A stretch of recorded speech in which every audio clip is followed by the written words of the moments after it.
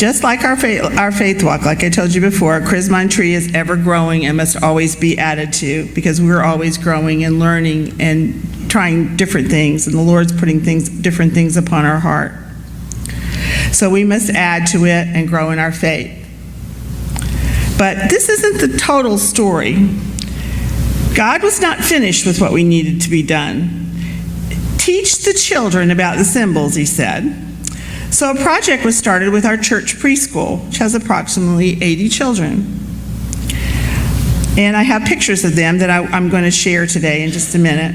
We started with the 2-year-olds, and we started with literal things for the 2s and 3s. The 2-year-olds had angels, because the angels announced the birth. They made Christmas angels, and we have pictures of them for you today, starting with the 2-year-olds. They learned that the angels fly, so some of them will be flying their angels.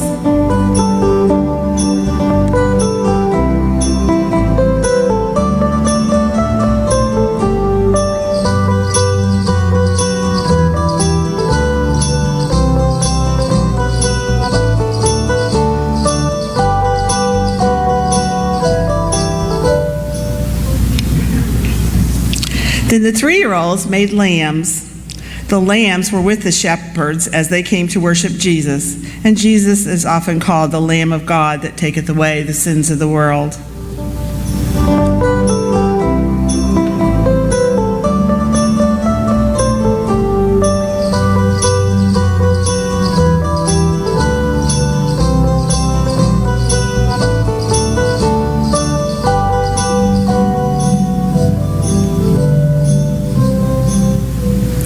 There are 4 different VPK classes at the school, so we gave them something a little more symbolic.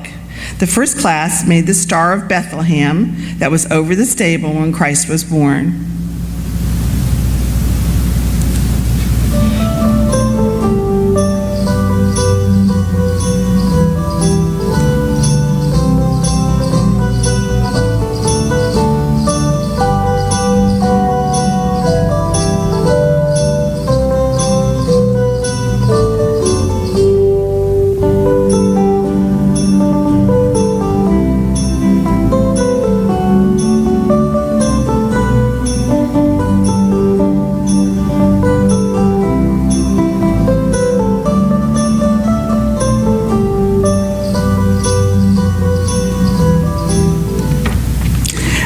The next class made a shepherd's cross, representing the shepherds that came to worship Christ.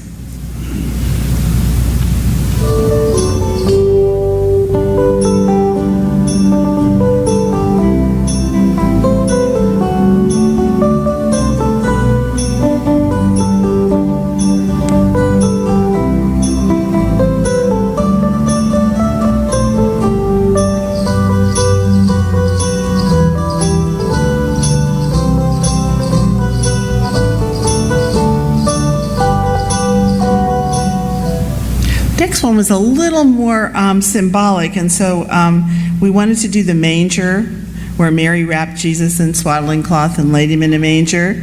But the manger just wasn't enough for them to see an X in the yellow circle, which is what represents the manger. So we made the whole stable with Mary and Joseph, and so that's their chrismon.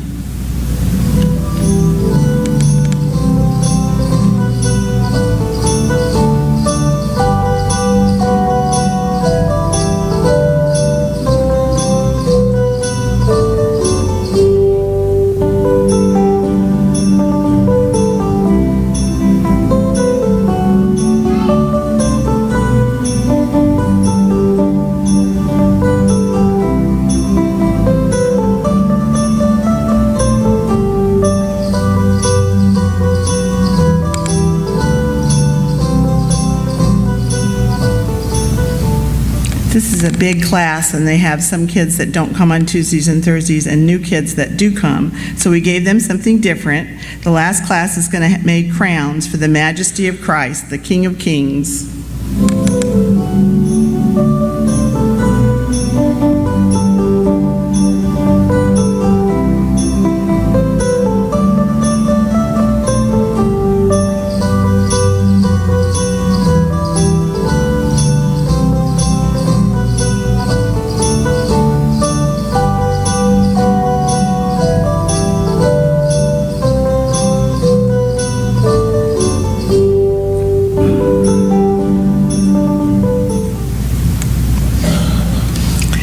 They will have a tree in the fellowship hall. It should be set up by next weekend.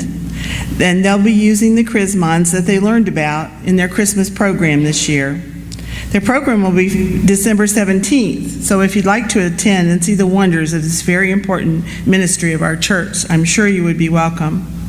If you'd like more information about chrismons, or you'd like to come up to see the tree closer, I'll stay here after the service and answer your questions.